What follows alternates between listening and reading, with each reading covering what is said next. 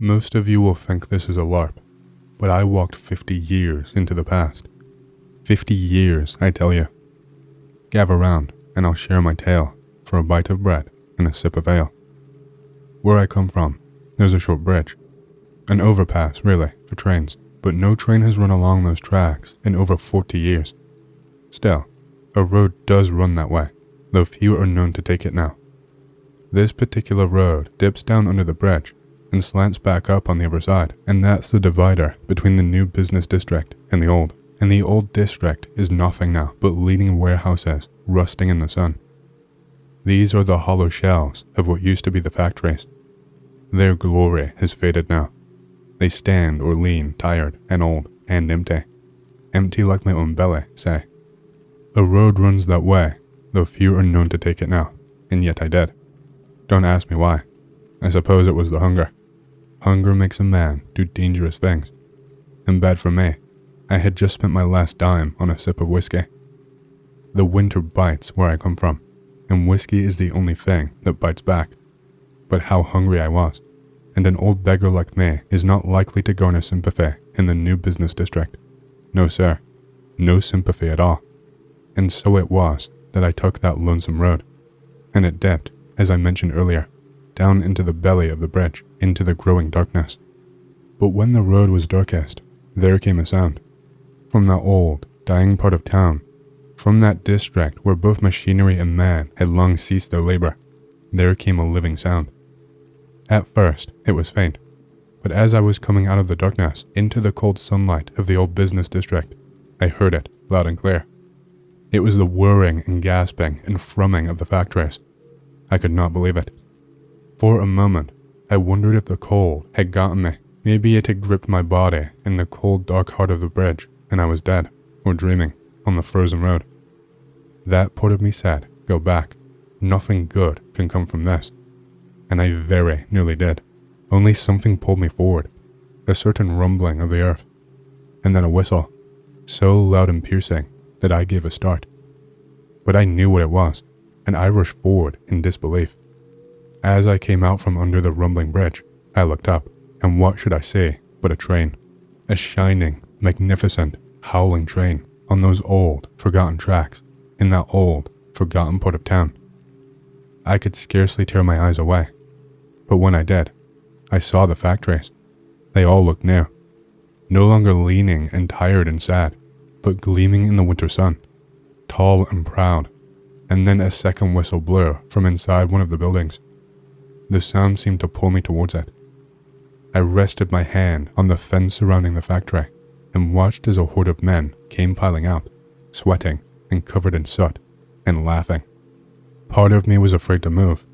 I thought, wherever I am not supposed to be here. And so I stayed still as a ghost, and I watched the men as they sat on the hard dirt and unpacked their lunch. But oh, how my hunger returned at the sight of their food. Soups and apples and sandwiches.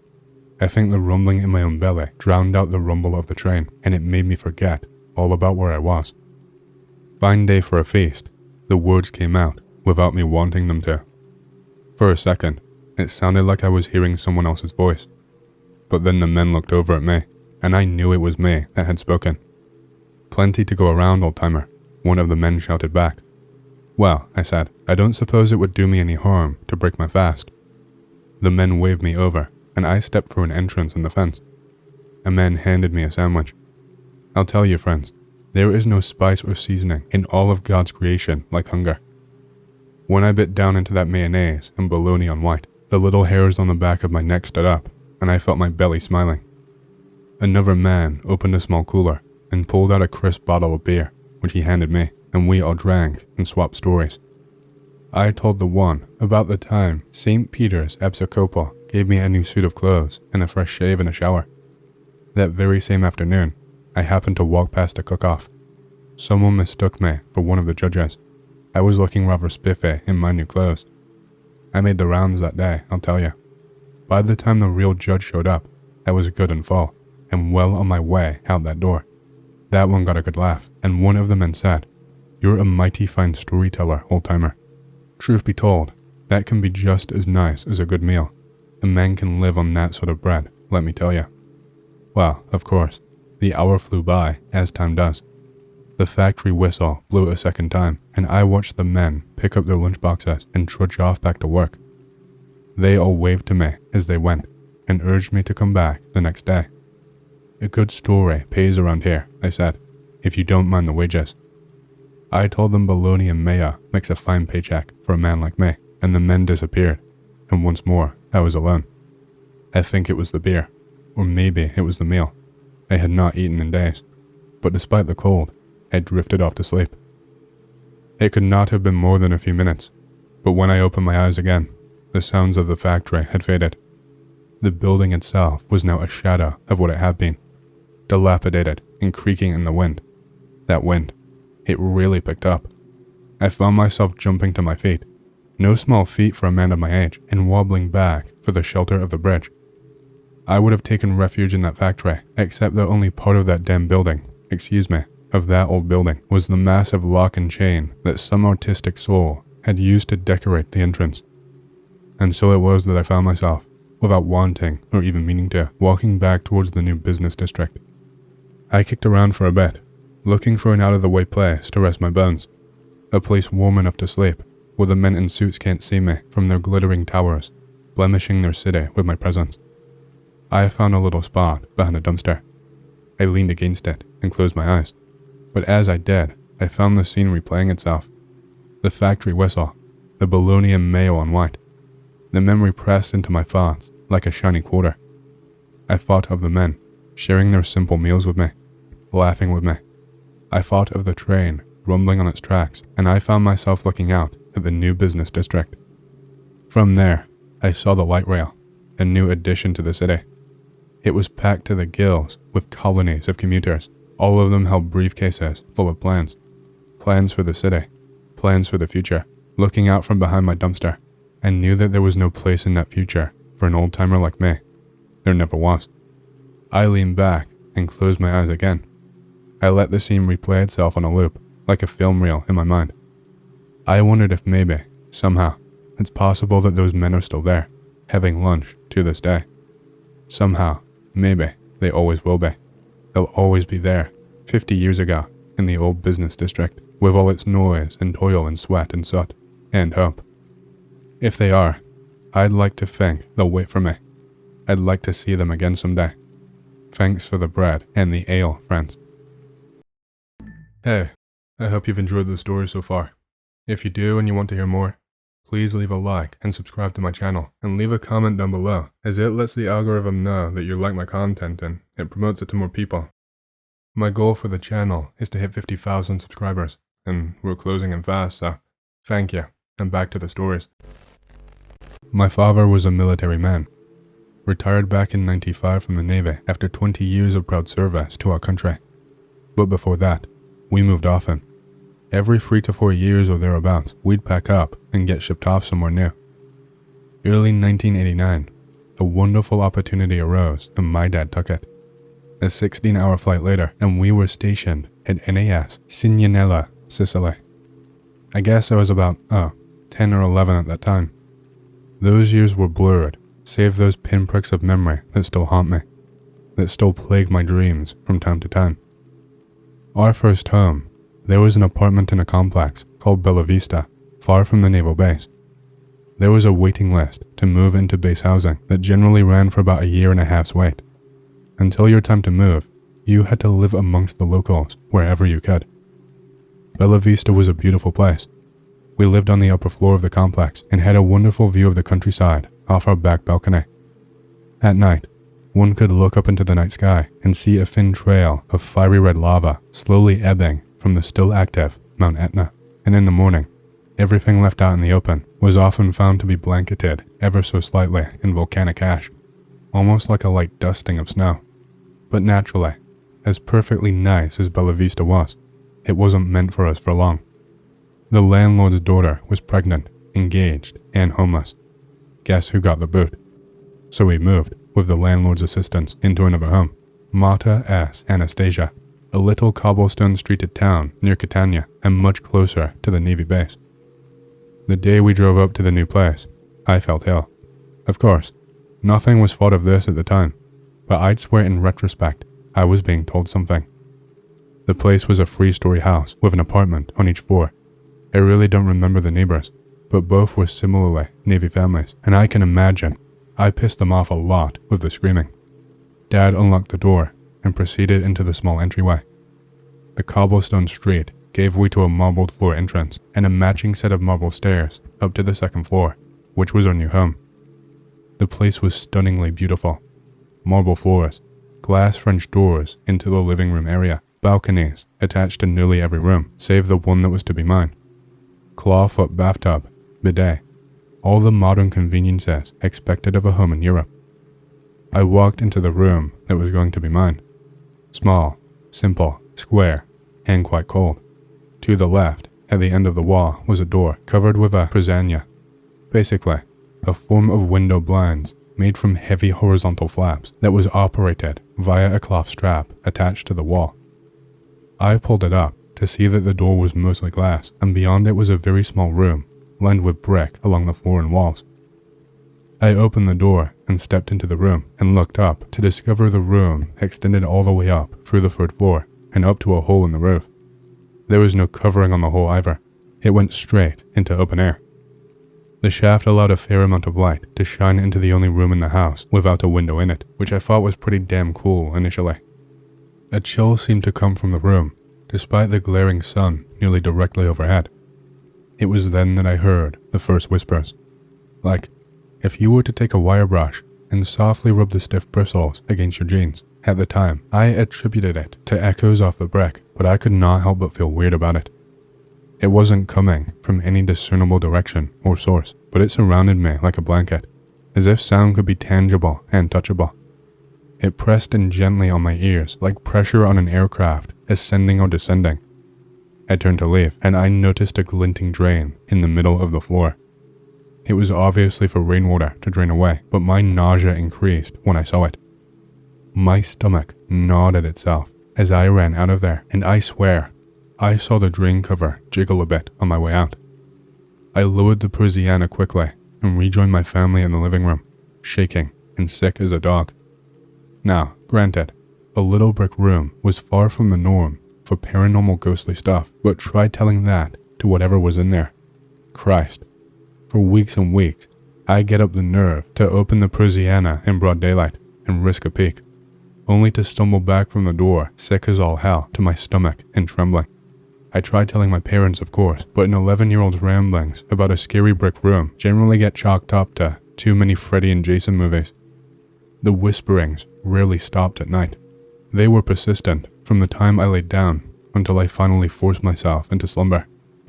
Often, I'd wake up in the middle of the night to silence, and then the whisperings would start up again, as if it was waiting to make sure I was awake. There was never any real words to the whispering, just a hollow sound that seemed to repeat, but never in the same cadence. There was no emotion behind it either that I can remember. It wasn't angry, it wasn't sad, nor happy. Just there. Always fucking there. One night, after about 2 months of this, I was awoken by a particularly horrifying dream. I seemed to start having those dreams after we moved in. I never had any constant nightmares prior to this, but I awoke from the dream with the feeling that something was terribly, terribly wrong. Immediately, my eyes darted to the door and saw that the persiana was up. Now, European goons with experience back me up. Persianas are about the noisiest damn things to have in a house. They are generally metal slats hooked in with metal hooks that grind and squeak loudly in protest as they are pulled open. There was no way in hell that the persiana, which was always closed, could have been opened without waking up everyone in the house. But sure enough, it was open about 3/4 of the way up the damn door. A bit of moonlight reflected off the bricks in the shaft and into my room with a dull bluish tone. I lay there for hours, paralyzed in my bed, but unable to look away from the door, lest there be something there when I looked back. Eventually, I just conked out. The next morning crept up finally, and I was freed from my paralysis. The whisperings never faltered. The persiana would be found at least 2 to 3 times a week open, and the blackness of the room would stare out at me in my bed. Then one night, it was different. I still have nightmares of this incident, and it makes me cringe and want to curl up in a ball still whenever I conjure it up. I had awoken again in the midst of a terrible nightmare, and sure enough, the Persiana was up, but this time it was all the way up. The moonlight was barely filtering in that night, but I'd swear I could make out something there in the room. It felt like I was just at the right angle for me to see whatever it was, and if I were to move the slightest bit, I would lose sight of it. It was a small sphere that shimmered like a soap bubble does, but it was so faint I could barely make it out. I watched as it hovered there for the longest time. It began to shrink like some TVs used to do when you turn them off, shrink into a tiny dot of light, but before it winked out, it flashed and expanded. It did so at an alarmingly fast rate and solidified into the form of a woman. She looked to be in her early to mid-30s, dark curly hair, definitely a local Sicilian. When she became whole and a solid image, she began shrieking and pounding on the glass door with both fists. Her head swiveled wrong on her neck, shaking back and forth like if you put a tea kettle on a stick and shook the stick around. Her eyes were completely black and full of anger and hatred. The skin around her mouth flapped loosely, giving me glimpses of her teeth and tongue, and her hair was tossing around violently. Some sort of liquid oozed in small spurts from the corners of her mouth, and flecks of whatever it was flew as she shrieked. Her screaming was horrific and nonsensical, and all I could do was scream back. My dad charged into the room to my bed, thinking I was having a nightmare. She shrank back from the door and, she slithered down the drain somehow. She twisted and distorted, and I'd swear I could hear her bones splintering and cracking as she wound herself down into it. It was awful, and to this day, Dad says he's never heard anyone scream so inhumanly before. I often ask him jokingly if he meant from me or from her. So, you know that urban legend that you heard when you were in 4th grade at band camp about the kid who scared himself to death looking in the mirror? Yeah, it happened a little differently. I know what really happened. The kid was real, and he was about 8 or 9 years old, kind of frail and sickly, was in and out of the doctor's office a lot. His dad was a big cheerful guy, the dad type who wore big squishy white tennis shoes with jeans. Well, this kid's health issues kept getting worse, and he'd have these episodes of mental fragility as well, where he would only vaguely recognize his dad and do a lot of talking to people who were not there. I'm sorry, he'd say to those people, his face blank, his eyes flat. I can't ever change it. I'm so sorry. Leave me alone. I can't help you. His dad was, understandably, deeply concerned about his son. He made sure they spent a lot of time together, especially outside. They both loved the outdoors, even though the kid wasn't usually in a shape to enjoy a lot of activities. They went on a lot of walks. One winter, the kid's health was especially bad. The cold really made his circulation sluggish, and when outside on his walks with his dad, he would lose all feeling in his hands and feet. To the doctors they went. The heat of the office during the wait to be seen, however, enlivened him, and you can't troubleshoot a problem that is not there. So before examining him, the doctor suggested that he and his dad walk around the nearby park until the problem recurred, then trot back in and get examined. The winter landscape was bleak. There was not much snow, so the ground was slushy black mud, and the bare trees scraped the sky as if they were auditioning for an Edward Gorey drawing. There was one lovely feature of the park, a small lake, frozen solid. Ideal for ice skating, although there were no skaters to brighten the scene. The kid and his dad headed for the lake. As they approached the lake, the dad saw that it was not nearly as nice as he'd thought it was. The ice near the shores was thin and treacherous, black water moving sluggishly underneath. He paused for a moment to find a stick to prod the ice with. It did not break easily, but it wasn't safe to walk on. He turned to call his son back from the lake. The kid was collapsed in a bony little snow parka-covered heap where the icy water met the dark muddy shore. He'd found something. A bottle of little girl's play nail polish, the kind that barely tints your nail light pink. The bottle was plainly old, the liquid within nearly gelatinous with age. The kid had taken his gloves off and opened the bottle and was desperately trying to cover his hand with the stuff, as if to hide himself somehow, smearing it over his skin, his eyes wide and blank, his breath fast and shallow. And he was whispering in a high little voice to himself, over and over, "They're coming for me, they're coming for me, they're coming for me, they are coming for me." The dad scooped up his son and bolted for the nearest help.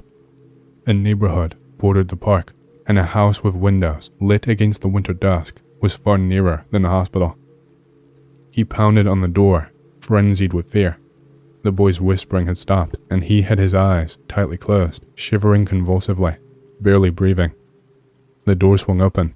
A startled woman, her hand to her throat. "Yes, of course, come in. I will call 911. The dad laid his son down on the couch. He was beginning to hear whispers, darting little sibilants on the edge of his hearing, and the air around himself and his son seemed to darken with motion, shapes that weren't there crowding close. Frustrated and terrified, he shouted at them to leave his son alone, deal with him if they wanted, but leave his son alone. He turned aside just for an instant to snatch a blanket off the arm of the couch, and the whispering increased to a hissing crescendo. He heard his son gasp and whipped back around. The kid was staring at the ceiling, his mouth and eyes open just slightly, as if he was about to speak to somebody. And he was dead. He had died during that fraction of a second. Snatching up his son again, the dad turned to race out of the house, having some grief-crazed idea of running as fast as he could back across the park to the hospital. But when he faced the door, he saw something he had not seen before. A mirror mounted on the back of the front door, and when he saw what was in the mirror, he screamed, appalled. The kid's head, in his reflection, wasn't laying limply as it did in real life. It was held up, and his eyes and mouth were both obscenely wide, the corners of mouth and eyelids pulling down and away as if his flesh was trying to crawl away from whatever was coming at it. His eyes were locked straight forward, his face frozen, and in his reflection, he was still screaming. I live in Latin America, in a country where guns are not prohibited. That being said, this happened 17 years ago. I was camping with a couple of friends in a spot that we knew. It is a place near a volcano, and the temperature there at night is usually 3 or 4 degrees Celsius. We were all carrying different pistols and a .22 LR rifle, mostly for show, as there are no big animals or threats in this area. We all knew the place really well, and it was a regular adventure for us. You know, just go out there, make a fireplace, cook something, talk about stuff, and take turns to make guard. One night, at around 2 a.m., we heard something walking around the campsite, so we all get up and out of the tents, trying to find the source of the sound. No guns out at the moment. We were just curious, but we could not see shit with the shitty flashlights that we had, so we walked like 30 meters from the camp, trying to see if there was a whitetail or maybe a wild cat around, when we heard like a crashing noise coming from the camp. I got really scared and felt really anxious at that moment, so I put my hand on my pistol, thinking that we were maybe camping in an area where drug smugglers might be moving cocaine, and we all know what that could mean. We could just get killed for that. So, we spread out a little and started moving towards the camp in a V formation. I was literally shaking, and I noticed that my friends were really scared too. When we were getting really close to it, we noticed that one of the tents was dismantled and something was moving inside. One of my friends said, almost screaming, "Must be a dog that got lost and is looking for food." So I felt better for a second, and we all start breathing and kind of laugh at how scared we are. We start walking again towards the tent, thinking there would be a small animal or something like it. But when we were like 5 meters from the tent, this white and small thing came out of it. It was the size of a child, but white like chalk, and with long ass arms like a slender man. I remember looking straight into its black eyes. I was scared as fuck. One of my friends said with a shaky voice, "Dude, that's a demon." My blood went cold at that moment. I remember that I just took out my pistol and started shooting towards it, and my other friends too. We all went mag dry in about 4 seconds, and I could hear them reloading while we saw the small figure running towards the darkness of the forest. This is a tropical rainy forest. It is dense, dark, and cold. My ears were ringing, and I was shaking like a leaf, so one of my friends started giving us commands like, "Pack your shit, we are going for the car," which was like 2 miles down from our camping spot. We all wanted to run, but we knew that in the state that we could get injured trying to get down from there, so we made the fire as big as we could and put guard until sunrise. We all were talking during the rest of the night that it was not possible that we had all missed our shots. It was a wall of lead, and at least the dude with the 22 must have hit that shit. It was not possible for it to be alive. The tent where we saw it was full of holes. After there was some sunlight, we went a little into the direction where we saw it run, but found nothing, neither blood, nor any trail that we could follow. That was the last time we went up there into that mountain, and up to this date, I still think that either was a goblin, a demon, or the fucking chupacabras. But I can swear to God, there is no chance we all missed that fucker. We shoot to it, and it didn't go down. Never felt so scared in my life, and so aware of my surroundings than that time between 2 a.m. and 5:40 a.m. When I was a kid, I was out exploring a forest in Maryland with my older cousin. She was a tomboy sort, so we ended up just following along the cliff of a steep-sided creek rather than any of the walking paths, and we kinda just walked off into the woods near her home one afternoon. Going into the forest seemed to stretch out for hours, just wandering along this creek. Along the way we saw a large, dead deer laying on the opposite bank and the border to an adjacent cultivated forest where an axe rested in the stump of a freshly cut tree. After a time, something happened. I have no clue what. My cousin and I both turned and began running back the way we came. I felt like the entire framing of reality had changed in an instant. One moment, we are playful children traveling through the shining Arcadia. Then it's too clear, rather than sunny, and something is driving us towards home at full tilt. I don't remember seeing anything, and I don't remember being viscerally terrified, even though I had the vague sense of a looming pursuit. We just ran all the way back, which seems like it should have been impossible, since I was not really athletic as a kid, and it felt like we had been going for hours down the creek. At the time, I just kind of didn't think at all about what had just happened, but over the years, I started to look at the oddity of the experience. My cousin has never said anything about that day, but that is obviously inconclusive since I have not brought it up either. The only thing I'm really uncertain about is a weird impression I have of the moment of our taking to flight. I might remember something, like the image of like a bipedal, undead deer. That is the best way I can describe it. Or like some kind of deer ritual effigy made with actual deer bits. Wild, dead, upright. But I can't figure out at this point if that's a genuine impression from that time, or something that's been grated into my memory over the years. B13, walking home from school. Pass by empty scary looking house every day. Decide I'll finally check it out. Climb over fence and run around back to not be seen. See storm cellar entrance and a tool shed. Gonna check house first. Try back door. Knob turns, but it is dead bolted. Look around porch for a key, but no luck. Try window. It slides up. Awesome. Climb in. Walk through the house. All rooms empty. Lame. Go back out. Go to cellar. Door opens loudly. Try the light switch, and it works. Cool. Close door behind me. Go down the stairs, and find a pile of blankets. There is a desk with paper and pencils. An old metal desk chair with ripped cushions. There is a closet/pantry thing. Pantry was empty, and I was not going to touch those blankets.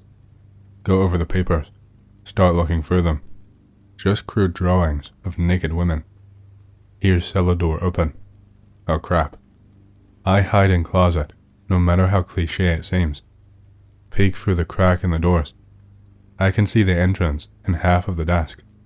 A long-haired, bearded man came down. His clothes are ragged and covered with dirt. He pulls his pants down and has an erection. He sits down at the desk and starts jacking off while looking at his drawings. He finishes and puts his pants back on. He starts scribbling on a piece of paper. He lets out a little laugh, puts it down, and then leaves. Wait a few minutes before coming out of the closet. Go to the desk and look at his newest drawing. It's not a drawing, it's a note. Hope you had a good time. Noped out of there and changed my walk home route.